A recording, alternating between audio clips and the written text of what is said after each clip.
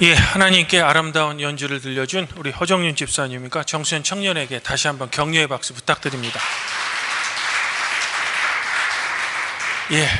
주일 공동예배 때 다른 가족들의 찬양도 좀 있었으면 좋을 것 같습니다. 그러면 사도의 인사를 드립니다.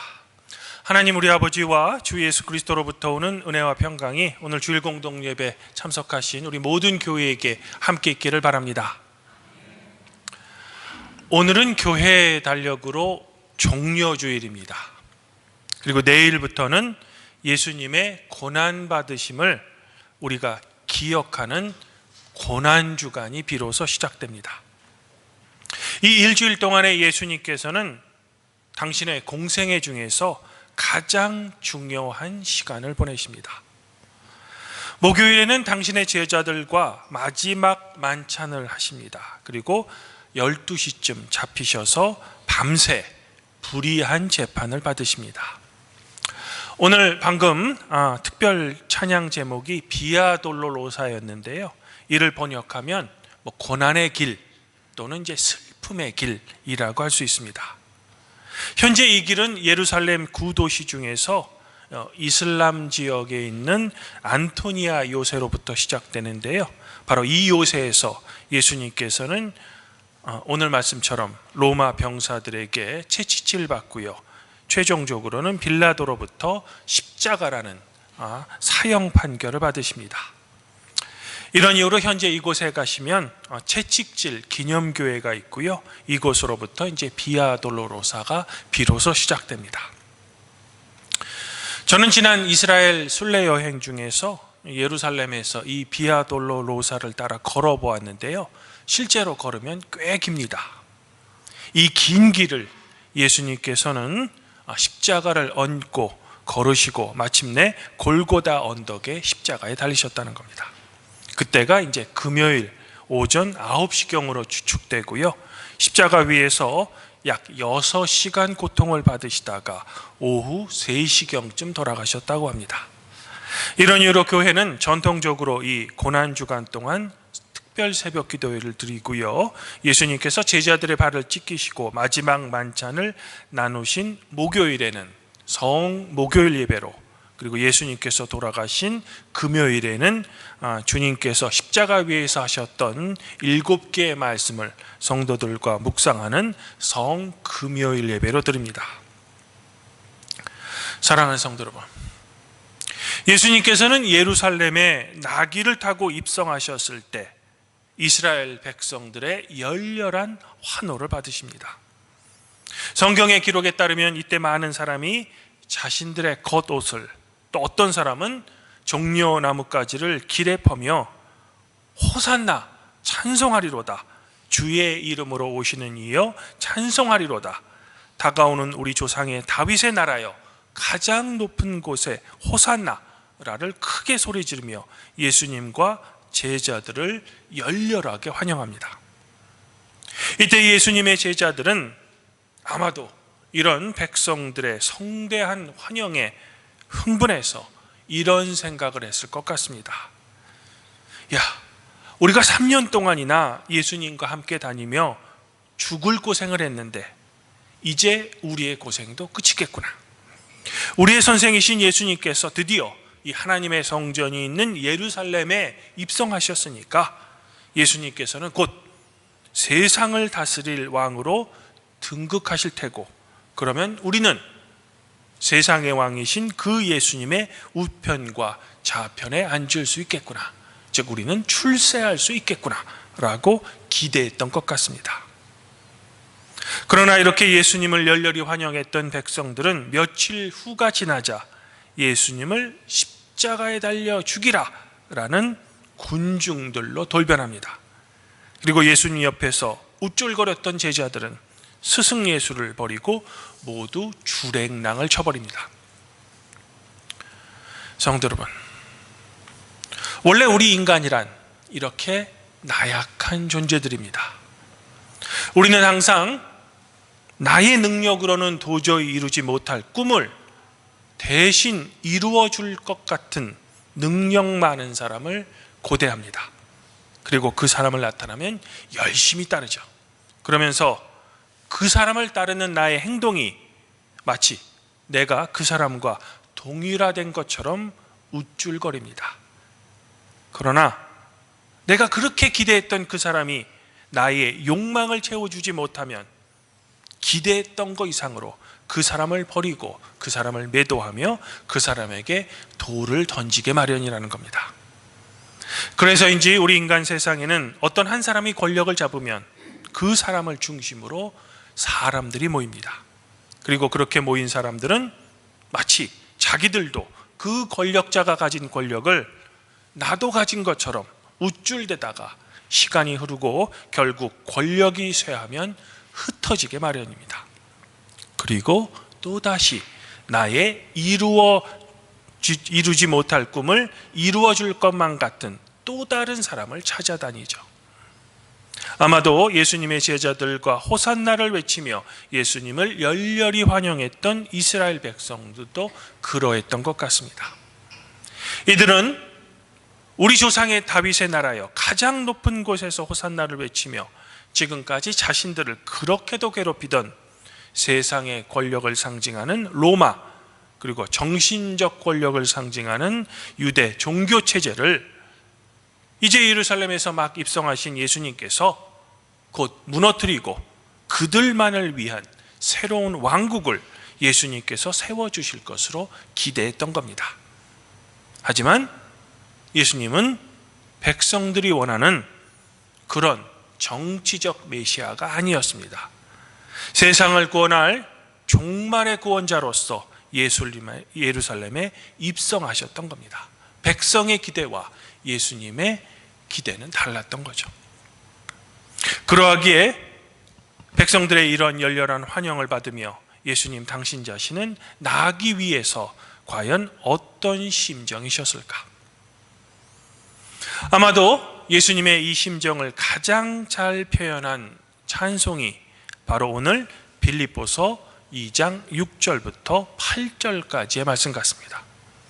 사실 이 구절은 사도 바울이 이야기한 것이 아니고요, 초대 그리스도 교회로부터 내려오는 예수 그리스도의 찬송시였습니다. 이것을 사도 바울이 빌립보 교회에 보내는 편지에서 인용했던 거죠.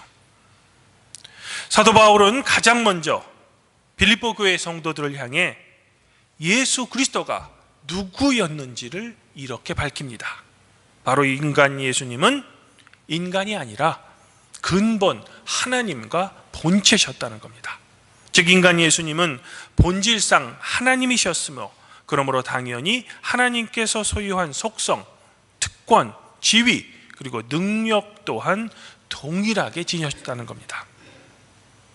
그러나 예수님께서는 본질상 하나님이셨고 그분과 동등한 분이셨음에도 불구하고 이것을 예수님 자신의 것으로 취하지 않으셨다는 겁니다.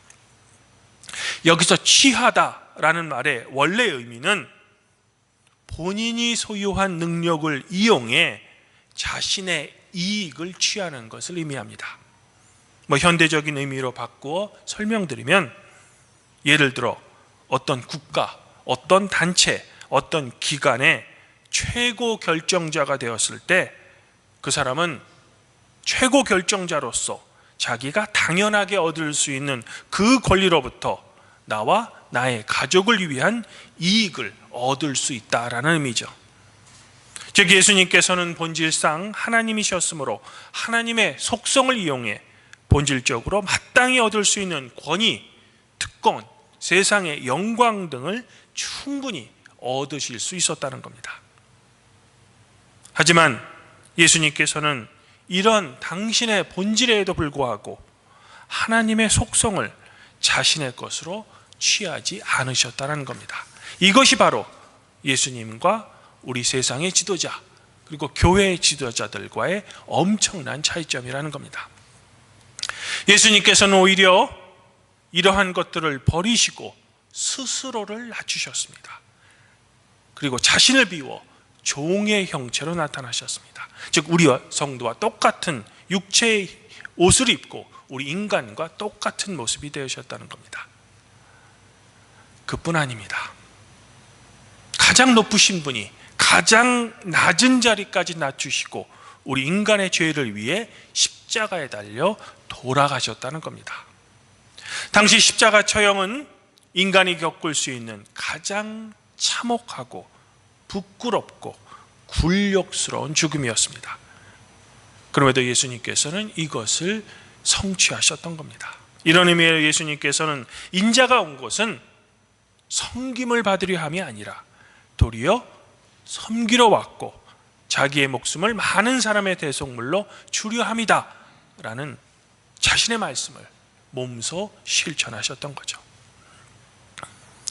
사랑하는 성도 여러분, 우리가 복음서를 읽으면 사도 바울의 이 고백이 진리였음을 우리는 알 수 있습니다. 왜냐하면 예수님께서는 세례받으신 후 광야에서 사탄으로부터 시험받으셨을 때 자신의 능력을 이용해 돌을 떡으로 충분히 만드실 수 있으셨습니다. 그러나 그렇게 하지 않으셨죠. 또한 예수님께서는 공생애 동안 단 한 번도 본인의 능력과 권세를 자기의 유익과 영광을 위해 사용하지 않으셨습니다. 오히려 사회에 소외되고 불쌍한 사람들을 위해 능력을 이용하셔서 이들을 고치시고 병자를 고치시는 이적을 일으키셨다는 겁니다. 그렇다면 하나님과 동등된 분임에도 불구하고 자신을 낮추고 자신을 비운 이러한 예수님을 성부 하나님께서는 어떻게 응답하셨을까? 이것을 사도 바울은 이렇게 고백합니다. 성부 하나님께서는 가장 낮아지신 성자 예수님을 가장 높이셨다는 겁니다. 예수님에게 모든 이름 위에 뛰어난 이름을 부여하셨고요, 하늘에 있는 사람과 땅에 있는 사람과 땅 아래에 있는 사람들로 하여금 모든 무릎을 예수의 이름 앞에 꿇게 하셨다는 겁니다. 그러면서 하나님께서는 예수님께 모든 이름 위에 뛰어난 이름을 붙이셨다는 겁니다. 그러면 모든 이름 위에 뛰어난 이름은 어떤 것일까? 그것은 바로 예수 그리스도를 주라고 부르게 하셨다는 겁니다. 모든 이름 위에 뛰어난 이름이란 바로 예수님을 주님이라고 부르게 되었다는 겁니다.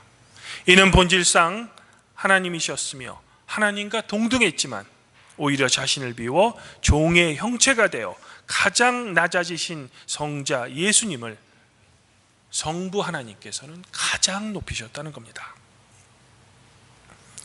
사실 현대를 사는 우리 그리스도인에게 예수 그리스도를 우리의 주님이다 라고 부르는 것은 상당히 익숙한 말입니다. 별로 감흥이 없습니다. 늘 사용하는 우리의 관용적인 표현입니다. 그러나 사도 바울이 살았던 시대에 주라는 호칭을 부를 수 있는 사람은 오직 로마 황제뿐이었습니다. 그러므로 로마 황제가 아닌 인간 예수 그리스도를 만일 어떤 사람이 주라고 부른다면 그것은 로마 제국에 반역하는 행위가 됩니다. 자기의 목숨을 걸어야 하는 아주 위험한 일이라는 거죠. 그러므로 예수 그리스도를 나의 주님으로 고백하는 성도가 된다는 것은 그저 세상적인 복을 받는다는 그런 의미가 아닙니다. 목숨을 걸어야 하는 그런 행위라는 거죠. 이런 의미로 사도 바울은 빌립보 교회 성도를 향해 예수 그리스도를 주님으로 인정해라. 그래서 당시 사회로는 상당히 위험하고 도전적인 실천 과제를 성도들에게 요구하고 있는 겁니다. 즉 우리 그리스도인의 삶이란 그 기원부터 세상의 정치, 세상의 문화, 그리고 사회와는 전혀 상관이 없는 그저 골방 안에 있어서 개인적인 종교적 영성 훈련의 삶이 아니라 늘 사회 참여적이며 공동체적인 삶이 바로 우리 그리스도인의 삶이라는 겁니다. 다시 말해 그리스도인의 삶의 기준은 세상의 권세를 상징하는 로마 황제가 제시하는 행복한 삶, 너무나도 편안한 삶이 아니라 예수 그리스도를 주님이라고 부르는 그 그리스도가 제시하는 삶의 기준을 우리 마음속에 품으라라는 요청입니다. 그리고 그 기준이란 예수님께서 보여주셨던 자신을 비우고 오히려 이웃을 위한 삶을 살라라는 겁니다. 주님 안에서 한 형제자매인 팔복교회 성도 여러분, 그러면 도대체 이웃을 위한 삶을 우리가 살아낸다는 것은 또 어떤 의미일까? 아마도 그것은 물질적으로 어려운 사람들, 병으로 고통받고 있는 사람들, 다른 사람의 도움이 절실히 필요한 우리 주변의 이웃을 돕는 일일 겁니다. 하지만 타인을 위한 삶을 범위는 여기에 멈추지 않습니다. 사회적으로 힘이 약해서 부당한 대우를 받는 사회적 약자들, 사회의 소수자들, 여성이라는 이유로만으로 차별받는 이 사회의 여성들, 그리고 이 땅에 와서 고생하는 외국인 노동자들과 함께 있으며 이들을 위로하고 이들의 울타리가 되어주는 일 또한 이웃을 위한 삶에 포함된다는 겁니다. 만일 우리 성도가 이러한 기준에 따라 우리의 삶을 살아낼 때 그것은 우리의 삶을 통해서 바로 성부 하나님께 영광을 돌리는 일이 된다는 겁니다. 특별히 이 구절에서 전체의 주어가 하나님이심을 우리는 결코 잊어서는 안 됩니다. 즉 자기 스스로를 비워서 가장 낮은 자리까지 내려가신 분은 성자 예수님이시지만 이런 예수님을 가장 높은 자리까지 올리시고 그분에게 주님이라는 이름까지 부여하신 분은 다름 아닌 성부 하나님이시라는 겁니다. 우리 성도가 세상의 권력자들처럼 자신의 권력을 이용해 힘없는 사람들을 괴롭히는 것이 아니라 우리의 주님이신 예수 그리스도를 본받아 그리스도가 친히 우리에게 보여주신 그 삶의 기준에 따라 우리 자신을 비우고 소외된 이웃을 위해 우리가 스스로 낮아질 때 오히려 하나님께서는 여러분을 가장 높은 자리까지 올리신다는 겁니다. 그러나 안타까운 것은 이것은 우리 스스로의 힘으로 결코 할 수 없죠. 왜냐하면 우리는 그만큼 우리의 죄성이 너무나도 강하기 때문입니다. 오직 예수님께서 여러분에게 허락하신 성령의 힘으로만 우리는 낮아지며 예수 그리스도의 마음을 우리 마음속에 품을 수 있다는 겁니다.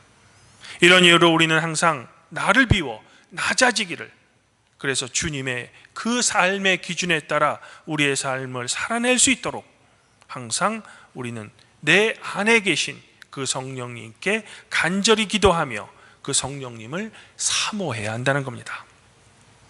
아무쪼록 오늘 사도 바울이 들려주는 이 예수 그리스도의 마음을 이제는 우리 팔복교회 성도님들이 여러분의 마음에 품으셔서 우리의 권리를 주장하며 우리의 이익을 취하는 대신 이 사회에 힘이 없는 사람들, 소외된 사람들, 그리고 심령이 가득한 사람들에게 그저 말로만 도와주는 것이 아니라 이들의 삶에 꼭 필요한 일용할 양식을 나누어주는 우리 팔복교회 성도 여러분들이 되기를 이 종려주일에 성부와 성령과 함께 우리를 위해 자신을 비우시고 십자가에 달리신 성자 우리 주 예수 그리스도 이름으로 간절히 축원드립니다.